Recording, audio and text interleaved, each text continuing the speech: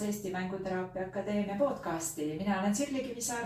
Ja mina olen ikka Signe Viira. Tore on jälle teiega olla, et Signe, kas oled nõus jagama midagi sellist, mis sul vahepeal siin lastega seoses on juhtunud või mõtetes on? Mis vahepeal on juhtunud? Vahepeal on juhtunud nii palju asju, kuna ma ise käin koolis, siis mu mälu on väga lühike, mu ööd on väga lühikeseks jäänud ja võib-olla meie tänavase teemaga seoses võib-olla minu süütenöör aeg-ajalt lühem isegi kui lastel. Mis näitab seda, kui oluline on hoolitseda iseenda eest. Aga jah, ega lastega vist ongi nii, et kui endal on lapsed ja siis sealt kõrvalt on tööd palju ja igasuguseid tegemisi palju, ega siis on keeruline niimoodi kogu aeg jääda rahulikuks.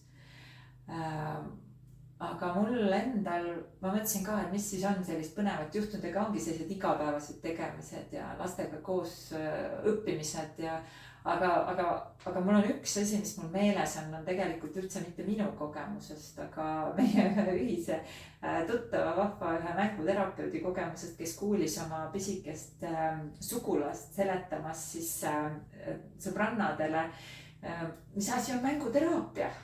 Ja ei osanud seda hästi seletada ja mõtles ja lõpuks teatas, et mänguteraapia on raha eest mängimine.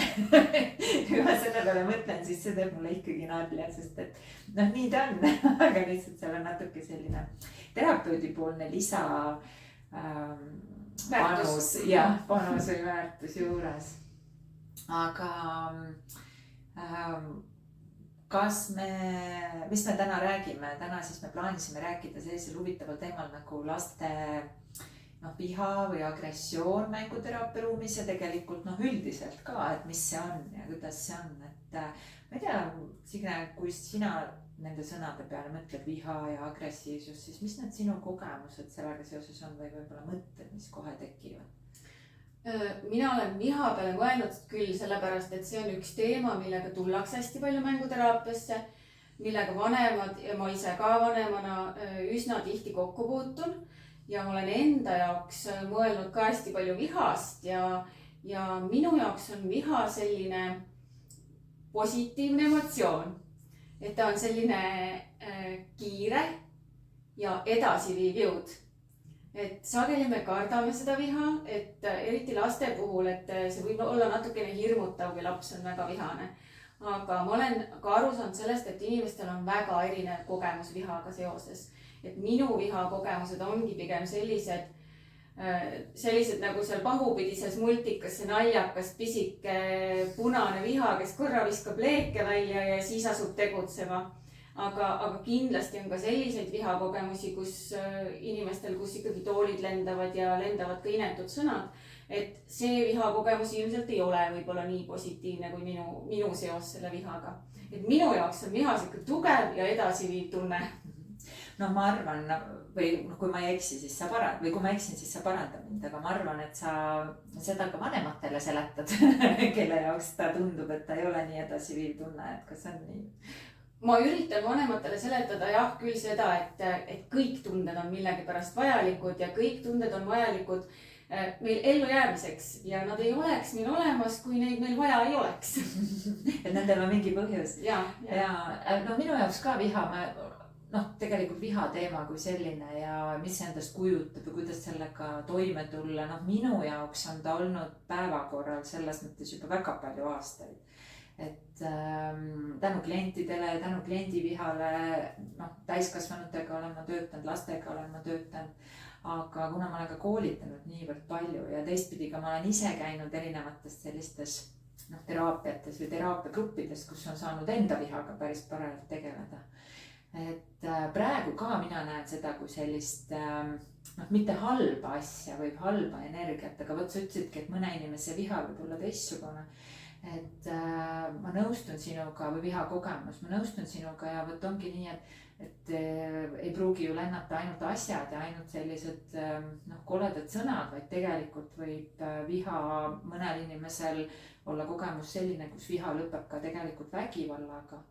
Ja võibki ka olla nii, et täiskasvanuna on mul raske viha taluda või kellegi teise viha, võib-olla ka enda viha taluda, sellepärast et minu jaoks on seal selle viha ja vägivalla vahel võrdusmärk. viha võrdub vägivald, sest et mul on kogemus minevikust ja võib-olla lapsepõlvest, et niimoodi see oli. Ja võibki olla nii, eks ole, et lapsepõlves näiteks ma nägin pealt kas koduvägivalda või olin ise vägivalla ohver selles mõttes. Ja siis täiskasvanuna, nii kui ma kuulen kellegi kas või natukenegi vihasemat häält või natuke tugevamat häält, siis ma juba reageerin, on ju, ja minu jaoks on see täielik selline ei, ja ma ei lülitan ennast välja ja ei suudagi enam üldse kuulata. Aga jah, et ma nõustun sinuga, et viha on ju, ta on meie nii-öelda emotsioon, muidugi mida öeldakse selle kohta. Öeldakse seda, et viha ei ole selles mõttes nagu ütleme puhas ja ehe emotsioon, vaid ta on seotud hinnanguliste mõtetega ühelt poolt, ehk et ta tekib siis, kui mul on mingisuguse olukorra kohta mingisugune mõte või arvamus, ma arvan, et see peaks olema nii ja see on teisiti näiteks, või siis kui ma olen vihane enda peale, siis ma olen vihane sellepärast, et ma arvan, et ma oleks pidanud näiteks tegema teistmoodi. Aga teisalt ma olen enda jaoks mõelnud ka viha peale kui sellise emotsioonide kogumi peale, et mulle tundub, et viha tekib siis, kui on palju erinevaid emotsioone, tugevaid emotsioone, mis kõik nagu korraga või vahelduva eduga niimoodi endast märku annavad ja enam minu sisse ära ei mahu ja siis toimubki see selline plahvatus. Ja laste puhul ka, et tegelikult ju meil mänguteraapias, mis meie eesmärk on ja mis sõnumit me saadame ka ju vanematele, on see, et viha on inimese loomulik tunne ja viha ei ole vaja mitte alla suruda, viha ei ole vaja ära võtta lapselt või inimeselt. Et tegelikult on vihaga vaja sõbraks saada, sest alles siis, kui sa saad vihaga sõbraks, siis saab hakata tegelikult ju seda emotsiooni reguleerimise enda sees, et ega me enne ju midagi teha ei saagi, ei täiskasvanuna ega ka ju lapsena. Või mis sina arvad asjast? Ma arvan täpselt samamoodi, et meil on vaja õppida lihtsalt oma viha väljendama turvaliselt nii endale kui teistele. Et lapsed seda ju teevadki ja lastel võtab see lihtsalt palju kauem aega. Ma just kuulsin hästi vahvat lauset kuskilt, et lapsed või inimesed üldse sünnivad absoluutselt kõikide emotsioonidega, aga mitte ühegi seadmeta neid emotsioone kontrollida, juhtida või reguleerida. Et sellepärast olemegi siin meie täiskasvanud ja teraapias terapeudid, kes aitavad siis väliste regulaatoritena lastel nende emotsioonidega toime tulla, sest et viha kui tunne võib olla, selle väljendus lapse enda jaoks võib olla samamoodi väga hirmutav. Ma mõtlengi seda, et kui laps läheb väga endast välja, ta on väga vihane ja kui see hetk lõpuks mööda saab, siis see, mis ta just parasjagu tegi, võib tema enda jaoks olla sama hirmutav, võib-olla isegi rohkem hirmutav kui lapsevanema jaoks. Ja just selleks hetkeks ongi vaja lapsel seda turvalist täiskasvanut, kes näitab, et kõik on hästi ka siis, kui me oleme käitunud võib-olla kellegi suhtes natukene halvasti. Hästi just selles mõttes, et mitte okei on käituda kellegagi halvasti, aga sa oled armastatud ka siis, kui sa alati kõige paremini ei käitu. Sest tegelikult ju täiskasvanuna me teeme täpselt samamoodi. Et kui me ikkagi kellegi peale vihastame, siis mina julgen öelda, et valdav enamus täiskasvanud ei suuda ka ennast selle emotsiooni nii-öelda sees olles väga efektiivselt nii-öelda nagu reguleerida, mis tähendabki seda, et me võime ka öelda teisele inimesele halvasti ja loodetavasti me kallale kellelegi ei lähe, aga vahel see tunne on nii tugev, et ta võtab võimust. Ja minule meeldib ikkagi tuua ka seda näidet ja mõelda vihast tegelikult kui sellisest signaaltulukesest. Nagu kes on autoga sõitjad, siis need teavad, et auto armatuurlaual on igasugused erinevad tulekesed, mis põlema lähevad, kui midagi autol vajab parandamist. Ja kui seal ikkagi läheb sul see kütuse tuli põlema, siis mida see näitab? See näitab seda, et autol on mingisugune vajadus. No mis see vajadus on? Kas kui läheb see tuli põlema ja sa pead sõitma Tallinnasse näiteks Tartust, kas sa siis vaatad, et tuli põleb, kleebid sinna lihtsalt mingisuguse plaastri peale ja mõtled, et äkki läheb üle ja paned aga Tallinna poole ajama või sa vaatad, et ma ei jõuagi vist sinna välja, auto vajab kütust, lähme anname autole kütust. Et tegelikult vihatunne ongi see tuluk, aga ta annab lihtsalt märku sellest, et meie sees on midagi, mis noh, on rahuldamata, mingisugune vajadus, mis on rahuldamata. Ja kui ma mõtlen laste peale, siis tegelikult ju noh, arvestades ka täpselt seda, et nemad ju alles õpivad, nad alles õpivad seda, kuidas oma emotsioonidega toime tulla.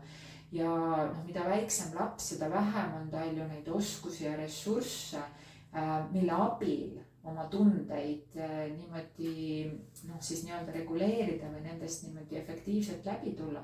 Eriti, kui tal ei ole olnud seda noh, ka sellist eeskuju on ju, noh, milleks on siis kõige suuremas otsas lapsevanemad, aga muidugi noh, ega kõik ju sõltub ka geneetiliselt selles mõttes eelsoodumusest, et ongi mõned lapsed, kes on sellised emotsionaalsemad ja näitavad välja ka oma emotsioone tugevamalt kui mõni teine. Aga et tegelikult ju see, kui lapsel noh, ütleme vihahoogude esinemine sageneb, mida varem ei ole näiteks nii palju olnud, on ju, et siis see tegelikult on ju ka märk millestki. Ja ka siis ükskõik millal see laps vihastab või pahaseks saab, on see ka märk millestki. Talle midagi ei meeldi, see tähendab, et ongi mingi vajadus tema sees, mis on rahuldamata. Et ka need kõige pisemad on ju, kui nad on lihtsalt arenguliselt seal, et nad nagu tahavad juba väga maailma avastada, aga lihtsalt tuleb välja, et kõike veel ei suuda, ei oska ja ei saa aru ja siis see tekitab frustratsiooni, siis see on ka ju tegelikult põhjendatud viga, aga see viga ja viha, aga ta on arenguline, eks ole, ja ka jälle meie täiskasvanutena tuleme seal appi. Ja sa mainisid siin alguses seda, et selle viha pärast ka mänguteraapiasse pöördutakse, et tegelikult kui mina ka veel vastu võtsin mänguterapeudina kliente, siis tegelikult see oli üks teema, millega päris palju tuldi just, et lapsel on vihahood, lapsel on need kas sagenenud, kas siis öeldakse, et lasteaias on, eks ole, või märkavad vanemad, et ka kodus on. Ja mis on huvitav, on see, et tegelikult minu kogemus on see, sina räägi nüüd oma kogemusest ka, et mänguteraapia ruumis, ta ei leia, see viha ei avaldu niimoodi, nagu ta avaldub seal kodus või lasteaia ruumis. Et eks see keskkond on ka teine on ju ja tegelikult ei peagi selleks, et last toetada selle vihatundega toimetulekut, ta ei peagi tegelikult avalduma seal või mis sina arvad ja mis on sinu kogemus? Minu kogemus on üsna sarnane, et tõesti vanemad vahest on mulle öelnud, et ma tahaks, et sa näeksid, kuidas ta närvi läheb, aga lapsed mänguteraapia ruumis jah, niimoodi vihaseks ei saa, nagu nad saavad või niimoodi endast välja ei lähe, nagu nad lähevad endast välja kas lasteaias või koolis või siis kodus.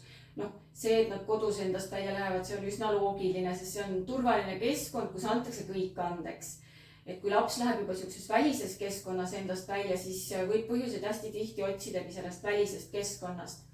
Vahest ei sobi lastel lihtsalt suur rühmaruum või on liiga palju stimulatsiooni seal klassiruumis, keegi karjub liiga palju, keegi lõhnab kuidagi valesti, need võivad kõik olla sellised ärritavad asjad. Aga mänguteraapia ruumis, kus juhib kõike laps ise, ei teki lihtsalt selliseid olukordi, et ta peaks endast sedasi välja minema. Küll aga, mis toimub mänguteraapia ruumis, on see, et see emotsioon kuidagi jõuab mänguasjade sisse ja seda juhtub üsna tihti. See võib juhtuda niimoodi, et vihasena kaklevad omavahel hulk ja siis mõni keegi teine superkangelane. See viha või see agressioon võib jõuda malelauale. See avaldub siis läbi malendite, et see, mis vormi ta seal võtab, see on väga-väga erinev, aga enamasti alati on ta mänguline. Ja selle see põhireegel siis see, kui laps mängib välja viha, on see, et ma ei too teda kunagi selle mängu seest välja ja ei seosta seda viha selle lapsega, isegi kui ma tean, et see laps on tulnud selle vihaga minu juurde mänguteraapiasse. Mis tähendab seda, et ma tegelikult ei ütle lapsele näiteks, kui seal see halk ja keegi teine ju võitlevad ja vihased, siis ma ei ütle lapsele, et aga kas sinu elus on samamoodi, et sa tunned nii, nagu see halk tunneb. Et see ongi see tegelikult ju mänguteraapia nii-öelda võlu. Et laps ei pea rääkima, ta ei pea rääkima iseendast, meil on ju tihti, võibki olla ka ebamugav ju rääkida, teine asi, lapsel ei ole neid sõnu, et neid oma muresid niimoodi arutada. Mis puudutab väikelapsi, siis nemad ei pruugi üldse isegi mitte arugi saada sellest, et see nende vihastamine kuidagi nii-öelda probleem on ju. Et et siis jah, meie tegelikult mänguteraapias ei too, me laseme lapsel seal mängutasandil tegeleda selle tundega.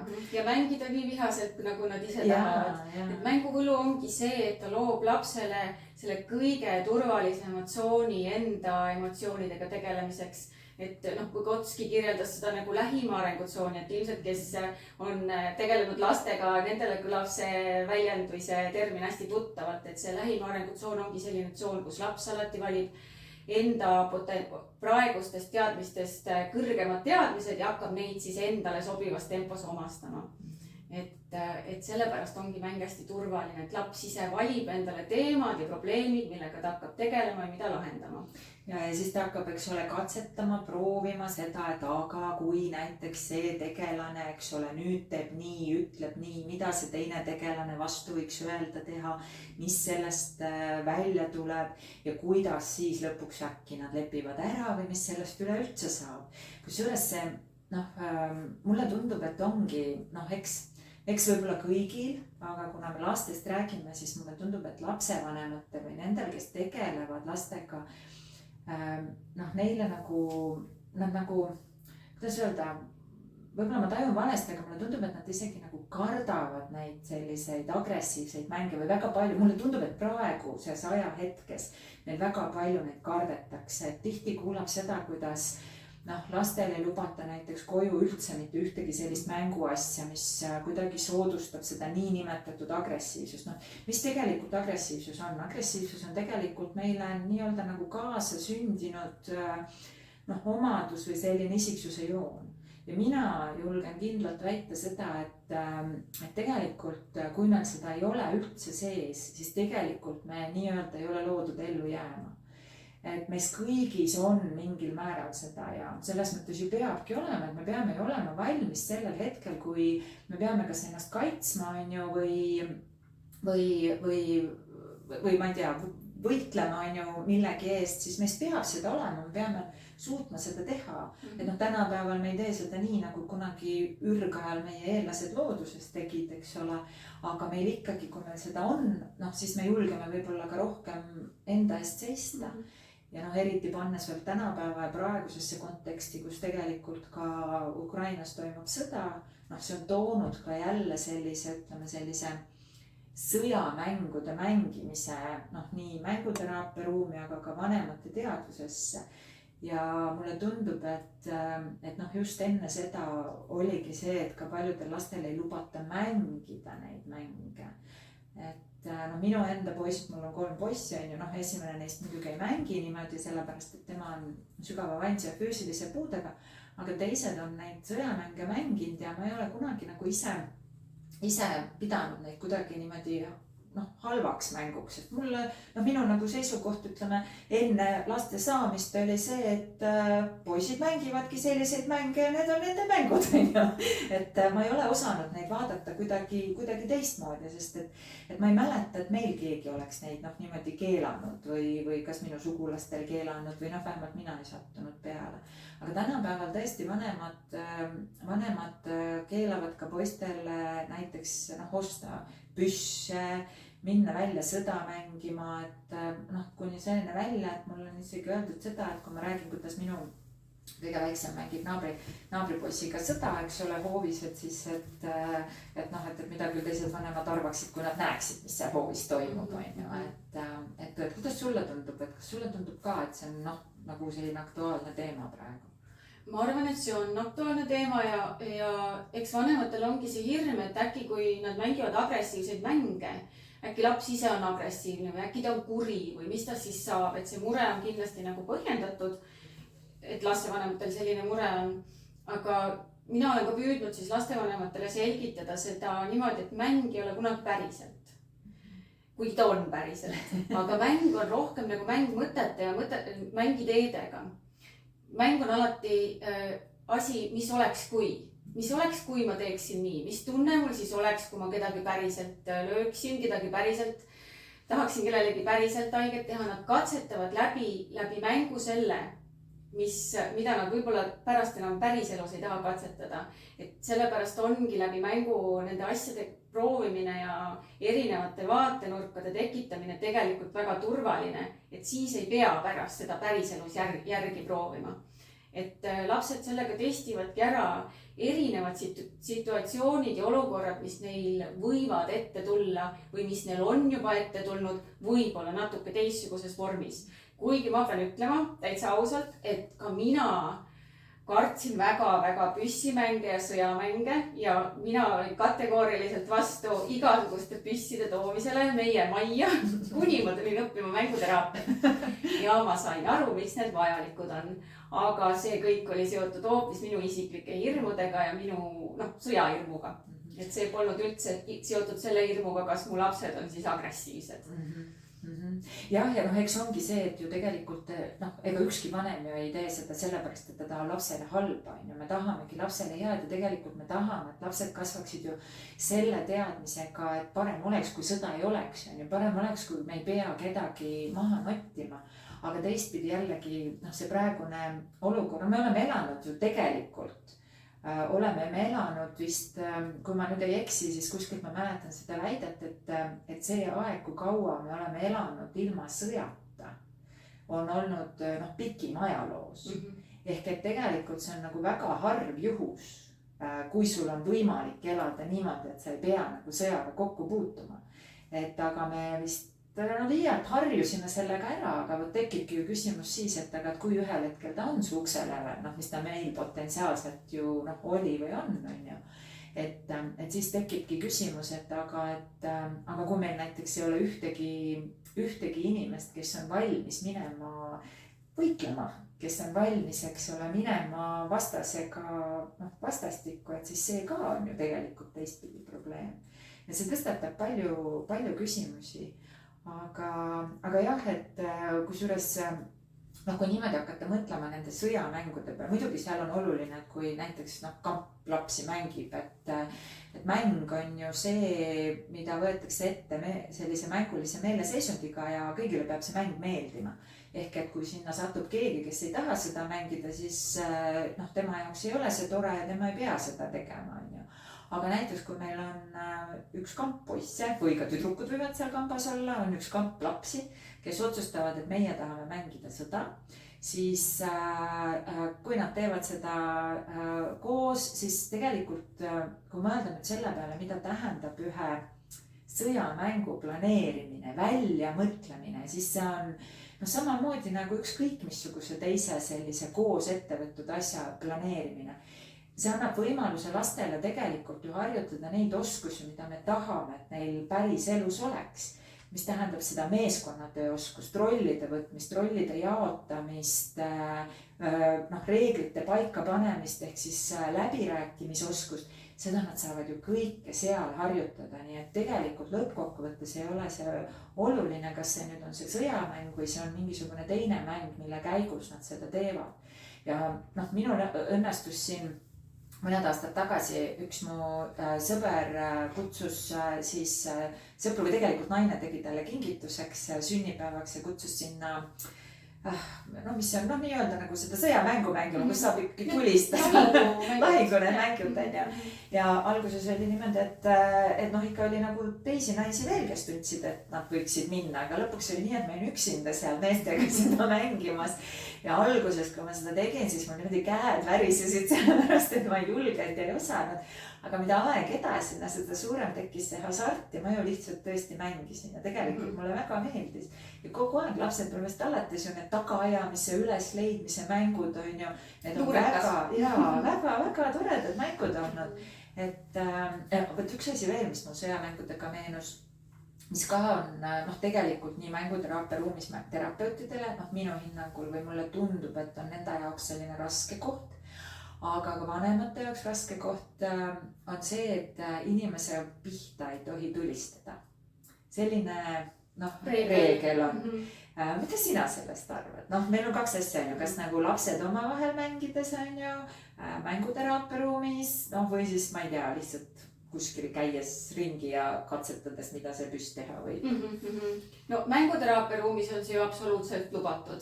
et ma tahaks uskuda, et ei ole mänguterapeuti, kes ei ole pidanud mängima surnut. Aga mänguteraapia ruumist väljas, ma arvan, et see oleneb tegelikult kontekstist ja oleneb võib-olla ka lapse vanusest. Et mul on üks pisikene sugulane, kes armastab väga püssivänge ja talle teeb väga nalja, kui ma keel suust väljas niimoodi maha kukun, kui ta on minu pihta tulistanud.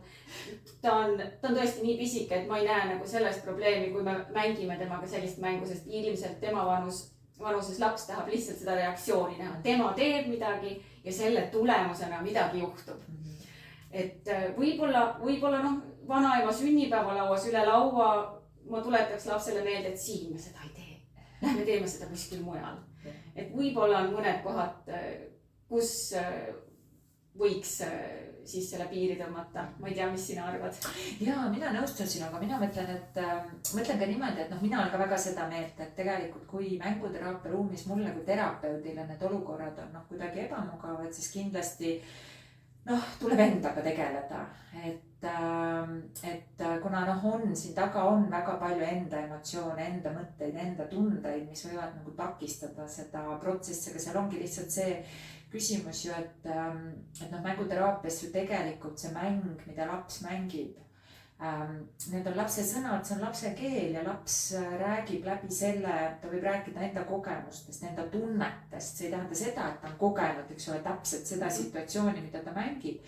Aga see situatsioon, mida ta mängib, tekitab sellise tunde, mida tema on kusagil kogenud, mis tähendabki seda, et mina mänguterapeudina, kui ma olen selles nii-öelda kuulaja vastuvõtja rollis, siis on minu pädevus ja minu oskus selle tundega midagi seal pihta hakata.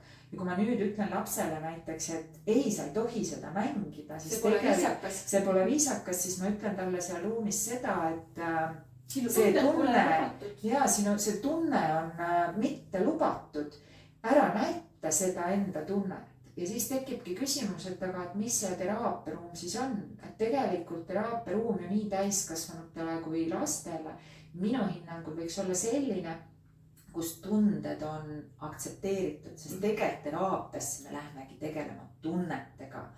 Et nõustaja juures ja igal pool mujal me räägime sellest, kuidas mingit konkreetset probleemi lahendada, eks ole, aga teraapiasse meid viivadki ju lõppkokkuvõttes tunded. Nii et need ongi need oskused siis, mida meie mänguterapeutidena õpime ja praktikasse paneme, et nende tunnetega tegeleda. Aga ma mõtlen ka seda, et näiteks ongi, et kui lapsed otsustavad ja tahavad mängida sõda, siis mulle tundub ka veidi imelik öelda, et võite küll sõda mängida, aga üksteise kohta pihta tulistada ei tohi. Et tegelikult see ongi ju see rõõm ja isegi on ju müüakse neid selliseid sõja mängimise, ma ei tea, veste või asju niimoodi, et sa saad tulistada niimoodi, et teisel läheb põlema see, siis see tähendab, et sa pihta saad, siis sa tead, et sa oled mängust väljas või surnud või mida iganes see siis seal parasjagu tähendab, et seal kontekstis, kui mäng on mängitud nii, et kõik, kes mängivad, on nõus mängima ja neile kõikidele pakub see lõbu, siis lihtsalt võib vaadata, et nad haiget ei saaks, et kuulid ei oleks sellised, et vigastusi tekitavad, et a la kui on need nervikuulid on ju, et oleksid olemas kaitseprillid ja kõik asjad, mis selleks on, et lapsed haiget ei saaks. Aga jah, et nagu sa tõid näite sellest vanaema on ju sünnipäevast, et tegelikult teatud kontekstis siis tõesti kuhu ta ei sobi, et siis meil on täiesti okei ja lubatud ju piir seada ja öelda, et kuule, et sa tahad väga seda mängida, aga tead, ärme siin seda teeme, on ju, et või kui ta näitab kellegi teise pihta sellega, on ju, et tema võib tunda ebamugavalt, et jätame need mängud, on ju, kas koju või kuhugi mujale kohta. Et tegelikult see piiride seadmine selles mõttes on lubatud, see ei tähenda seda, et lapsed ju valimatult igal pool, kuidas iganes on ju seda tulistamist nii-öelda võivad praktiseerida. Et sellega mulle tundub, et kui me need piirid ka seame, siis me ju kaitseme last sellega, et me õpetame talle ju neid sotsiaalselt kehtivaid norme ja üldtunnustatud neid käitumisreegleid, mille järgi me nagunii peame kõik toimima. Et üksteisega arvestamine ongi see asi, mis me neid piire seades ju tegelikult lastele õpetame ja tutvustame. Aga mul tuli sellega seoses veel selline mõte, et kui me räägime agressiivsetest ja vihastest mängudest, siis mulle tundub, et kui lapsed mängivad sõda, siis see on alati mänguline ja see ei ole tegelikult agressiivne ega laetud vihast. Sellepärast, et kui keegi seal selles kambas, ütleme, et see ei toimu mänguteraapias, aga lastel omavahel, kui keegi seal kambas otsustab või ühel hetkel tunneb, et ta on vihane, see tähendab, et ta hakkab lõhkuma mängureegleid ja ükski mäng ei tööta enam edasi, kui mängureeglid ära lõhutakse. Ehk kui astutakse üle omavahel tehtud kokkulepetest. Ja see mäng lõppeb ilmselt siis ära, kui mõni laps saab päriselt vihaseks. Ja ma nõustun sinuga, minu arust see on hästi oluline aspekt, et mulle tundub ka niimoodi, et nii on. Ja noh, muidugi tead, mis mõte mul tekib, küsimus, mis tekkis, on see, et millega ka ju vanemad hädas on võib-olla, et üks asi ongi see, et kui lapsed on lihtsalt nagu oma loomu poolest sellised jõulisemad, impulsiivsemad, agressiivsemad. Ma ütlen, et ma ei mõtle agressiivsuse all midagi halba, on ju. Et siis ongi ka see küsimus, et mida teha või kas üldse midagi teha, on ju. Et kuidas ma näiteks käitun sellises olukorras, kui laps ennast väljendab niimoodi agressiivsemalt. Et kas on sul mingisuguseid mõtteid, mingeid kogemusi sellega seoses? Ma arvan, et see sõltub esiteks hästi palju lapse vanusest, et kus maal ta just oma arengus on. Ja teiseks see, millest see tuleb, et ta just peab niimoodi reageerima mingitele olukordadele, et kõige pealt ma alustaks sellest, et ma kaardistaks ära, mis toimub enne seda, kui laps saab vihaseks. Et alles siis saame hakata vaatama, et mis selle taga võib olla, kas on olnud lapsel väga pingeline päev, kas ta on, võib-olla on kodus talle pakutud vale toitu, kui ta on tundlikum toidu suhtes, et ka see võib lapse väga vihaseks ajada. Võib-olla on stiimuleid olnud tema jaoks juba liiga palju, et kaardistamisest alustaks. Ja seda ju tegelikult ükskõik mis keskkonnas, olgu see lasteaia keskkond, olgu see kodukeskkond, koolikeskkond, ükskõik ju tegelikult kus. Ja tegelikult see viibki ju sinna samma välja, et viha on sümptom, see on see sama tuluke, mis annab märku, et mingi lapse vajadus on rahuldamata. Ja ta ei oska sealt lahti peilida. No näiteks kui on vale söök, ma ütlen, et lapsel võib olla ka see, et ebamugavustunne kõhus selle tagajärjel on ju. Ta ei oska seda väljendada teistmoodi ja see väljendub niimoodi, et ta on kõikide peale pahased. Toome paralleeli, kui rõõmsad inimesed on haiged inimesed, kes on kas gripiga voodis või põevad mingid muud haigust ja kellel on väga-väga paha olla. Siis tegelikult, kui häirib neid ümbritsev müra, kellegi mingid soovid või tahtmised, siis nad ei ole väga meeldivad ja nad vihastavad ka samamoodi kergelt. Nii et tegelikult ju lapsega on täpselt samamoodi. Ja mina mõtlen ka seda, et oleneb ju lapse vanusest, et kindlasti lihtsalt nagu sellised üldised mõtted, et see ei tähenda seda, et me peame laskma, eks ole, lapsel nii-öelda valimatult kedagi lüüa või ennast lüüa, on ju, kui ta seda oma tunnet väljendab. Et tegelikult me seal paneme piiri, eks ole, ja me ei lase lüüa, me ei lase tal lüüa kedagi teist, me ei lase lüüa ennast. Vajadusel täitsa füüsiliselt on ju, paneme käed ette, ütleme, et ma näen, et sa oled vihane, aga mina ei ole löömiseks. Või väike õde ei ole löömiseks või kes iganes ei ole löömiseks. Aga võt siis ongi ju see vahe, mis ma siis edasi teen lapsega. Kas ma panen ta nurka, panen kuhugi istuma, ütlen, hakkan temaga pahandama, mõtlen välja karistuse selle eest või ma toetan siis nii-öelda teda nende emotsioonidega toimetuleku teel, uurin, mis juhtus, ma näen, et sa oled vihane, on ju. Kui ta on verbaalselt võimeline väljendama, siis ta võib-olla ka räägib mulle sellest, mis juhtus, on ju. Ma ei tea võib-olla, mis on aset leidnud enne seda, eks ole, kui see viha väljendub. Ja siis ma saangi, muidugi ennekõike alati mulle meeldib see reegel, et empaatia enne õpetussõna, kuula. See tähendab seda ka, et tegelikult ju kui inimene, laps või täiskasvanu vahet ei ole, kui temal see tunne on selline tugev ja suur, siis see tähendab seda, et ega ta ei ole valmis vastu võtma, tema aju ei ole valmis vastu võtma, ei mingeid õpetussõnu, seletusi, arutlusi. See tähendab seda, et ma pean saama selle tema tunde ja tema selle närvisüsteemi natuke nagu sellisesse rahulikumasse seisundisse. Ja siin ei aita see, kui ma ütlen talle, et rahune maha. Rahune maha. Pahandades. Tore lause oli, mitte keegi rahunemise ajaloos pole maha rahunenud lause talle rahune maha. Just, et tegelikult kuidas ma seda teha saan, midagi teha ei ole, kõige efektiivsem viis on tegelikult ootamine ja kuulamine. Selles mõttes ootamine ja kuulamine, et ma ei sekku mingisuguste selliste sõnumitega, mis veel õli tulle valavad, eks ole. Ma ei ütle midagi pahasti, kui on tegemist lapsega, muidugi osad võivad olla nii reaktiivsed selles mõttes, et võib-olla me peamegi nagu hoolitsema selle eest, et nad ei teeks haiget endale, teistele on ju eraldama nad ja siis lihtsalt tõesti ootama. Aga mitte üksi jätma. Ja, aga mitte üksi jätma, on ju. Et ta teab, et ma olen seal turvaliselt olemas, on ju, et vahel pean ka kaitsma ennast, aga need on muidugi harvad juhtumid, et enamustel see nii hullult ei lähe, aga kui me laseme tal nii-öelda rääkida, me paneme sõnadesse selle, mida meile tundub, et ta tunneb, ta hakkab võib-olla nutma selle peale, eks ole, mis seal mis järgneb nagu sellele vihahoole ja siis me ka jälle kuulame, peegeldame neid tundeid, et sa oled õnnetu, sa oled pahane, sa oled vihane, sa oled solvunud, sinuga on juhtunud selline asi, on ju, sulle tundub, et see oli ebaõiglane ja lasete tal nii-öelda tühjaks ennast rääkida, nutta, on ju. Ja siis, kui see viha on niimoodi nagu juba hakanud alanema või vähenema. Kui teised emotsioonid on sealt alt välja tulnud. Ja tegelikult ka nendega, ma lasen ka nendel tulla, eks ole. Ja siis ma tunnen, teate, see on füüsiliselt tegelikult tunda, kui tekib see nagu selline kergendustunne on ju. Ja võt siis me saame hakata nagu arutama ja rääkima. Tegelikult see ju, mida ma seeläbi teen, see ongi see, kuidas ma ju lapse seda emotsioonide regulatsiooni toetan. Ta ei suuda seda üksi teha. Tema oma peas endale selleks empaatiliseks kuulajaks ei suuda olla.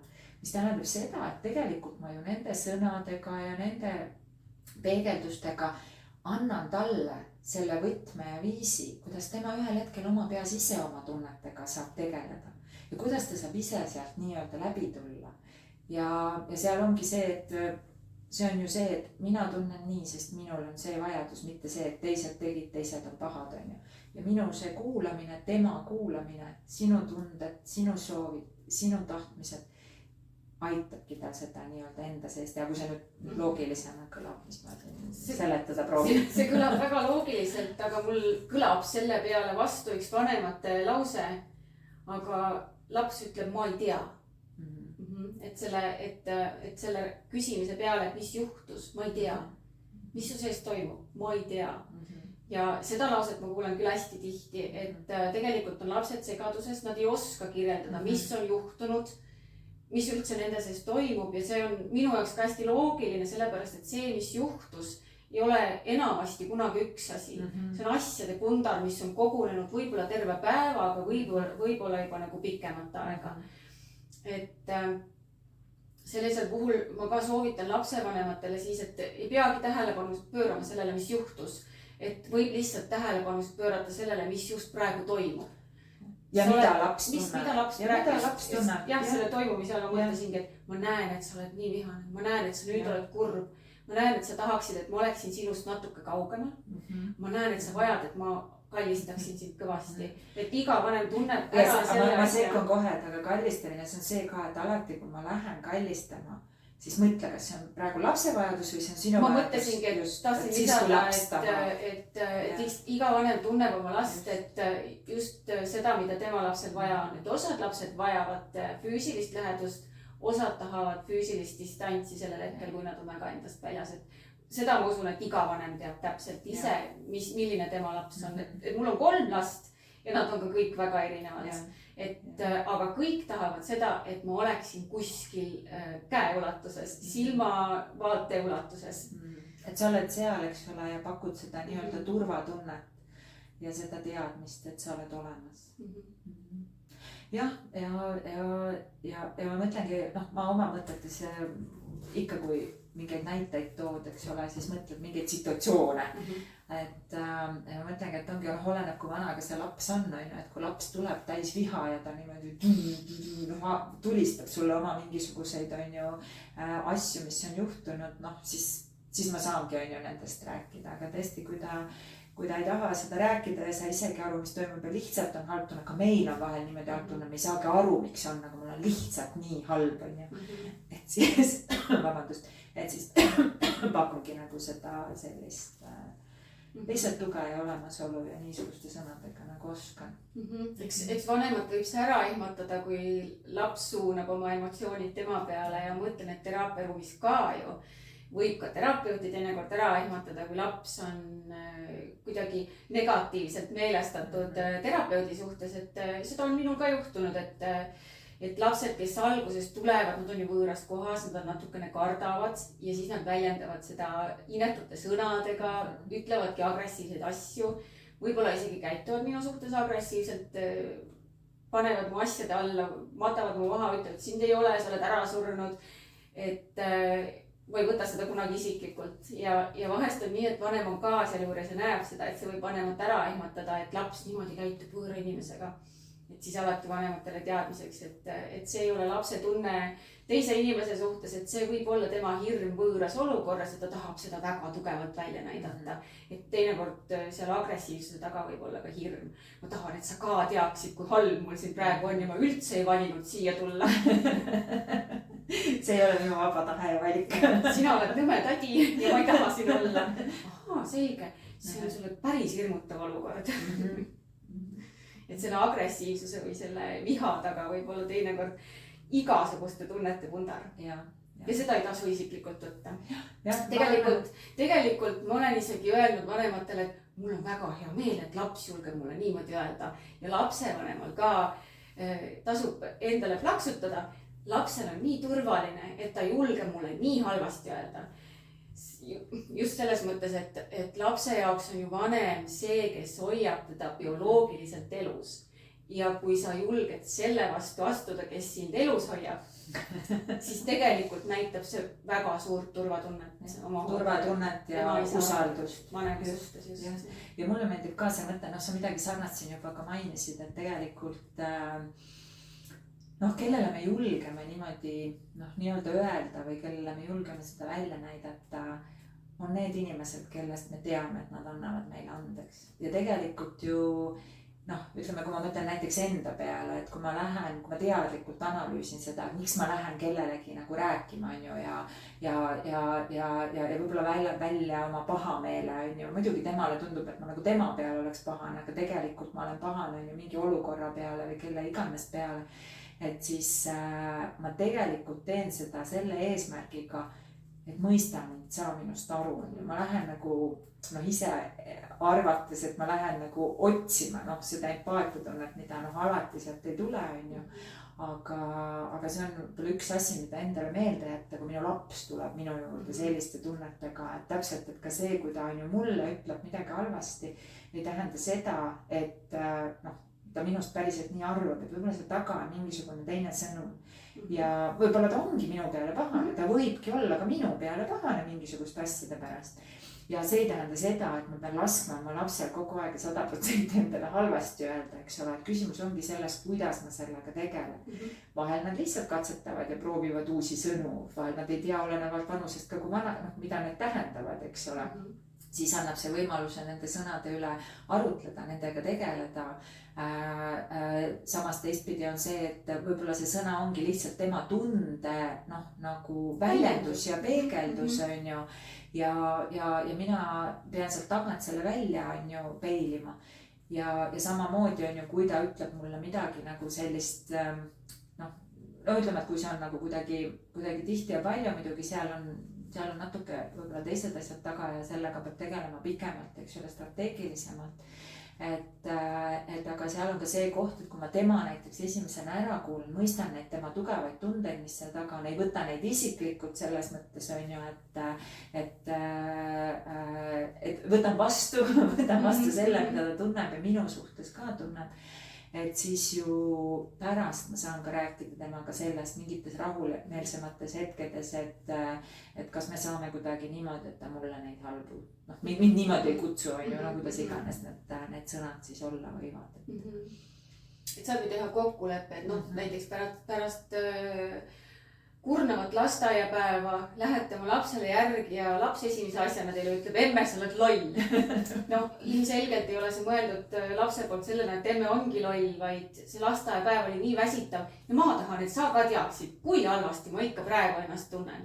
Et siis saabki appi võtta selle peegelduse, et sul oli vist tõesti raske päev, aga lepime kokku, et sa mulle nii ei ütle. Kuidas sa saaksid mulle teistmoodi seda öelda? Just see lastega koos see lahenduste leidmine.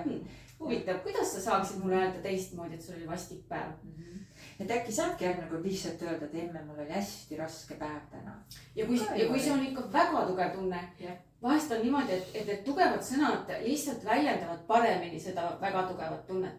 Võib-olla saab mingi ägeda füüsilise tegevuse. Lähme õue trampime jalgu. Lähme sinna metsa vahel ja karjume hästi kõvasti. Vastik! Ja tegelikult seeläbi me ju ka jälle õpetame või noh, nii-öelda õpetame on ju, või anname nagu kätte mingisugused sellised juhised lapsele või võimalused, kuidas teistmoodi on ju õppida oma neid tundeid väljendama ja niimoodi, et me arvestaksime seejuures ka nende mõjuga teisele inimesele, eks ole, mida tema tunneb, kui ta sellist sõna kuuleb näiteks minu poolt öelduna. Sisuliselt me oleme lihtsalt tõlgid selle vahel, mis toimub sees ja selle vahel, kuidas see nagu välja paistab ja siis me üritame aru saada seal, mis see siis tegelikult on.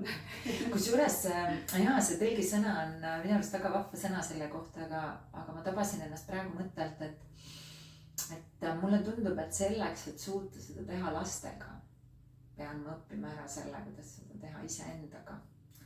Et tegelikult ju aktsepteerides nii-öelda enda tundeid, saades sõbraks selle vihaga enda sees või selle agressiivsusega enda sees, tegeledes sellega, mis minu tunnete taga on, siis on mul lihtsam tegeleda ka teise inimese tunnetega, kusjuures minu jaoks ma olen veendunud selles enda pika või lühikese elu jooksul, võib-olla varsti räägin teist juttu.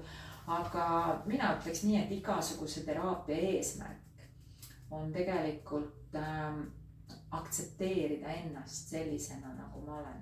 Igasuguste mõtete ja tunnetega meie sees on kõikide sees sarnased mõtted ja tunded.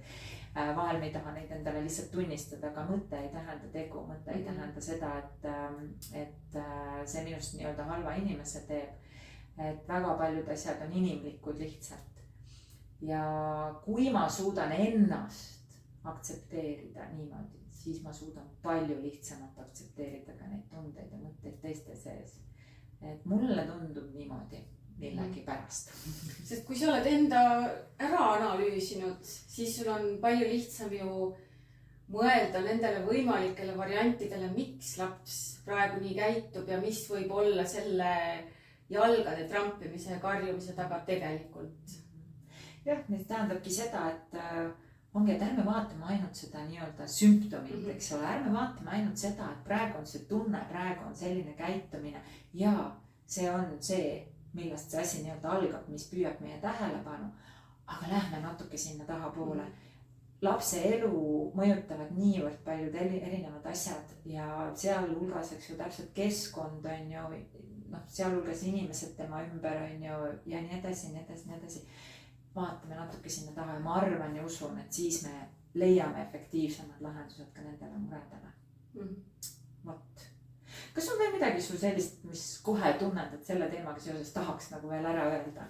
Mul on nii palju mõtteid, ma arvan, et ei mahu kõik siia, see on juba mitme järgmise podcasti teema, aga ma tahaks üle korrata selle, et agressiivne mäng ei tähenda agressiivset last, et mäng ei ole tegu, mäng on mõte ja mäng on mõtetega mängimine. Ja mõtetega mängimine arendab lapse loovat mõtlemist, tema empaatiat ja seda praegu hästi tähtsat oskust probleemile lahendada mitmest erinevast küljest. See ongi loovmõtlemine tegelikult. Probleemilahendusoskust arendavad lapsed, kui nad mängivad agressiivseid mänge, mitte agressiivseid mänge, sõda, kui nad mängivad detektiivi, ükskõik mida. laske lastel mängida . vot ma tahtsin just mõelda, kui sa ei oleks seda öelnud, siis ma oleks öelnud, et võtame tänase osa kokku selle lausega, et laseme lastel mängida . ma arvan, et see on hea koht, kus me täna lõpetame. nii et aitäh teiega, kes te meid siin kuulasite ja kaasas meiega olite. käige meile välja uusi ideid, mõtteid, mida te tahaksite kuulda, et me siin arutleksime tulevikus ja püsige lainel. aitäh teile.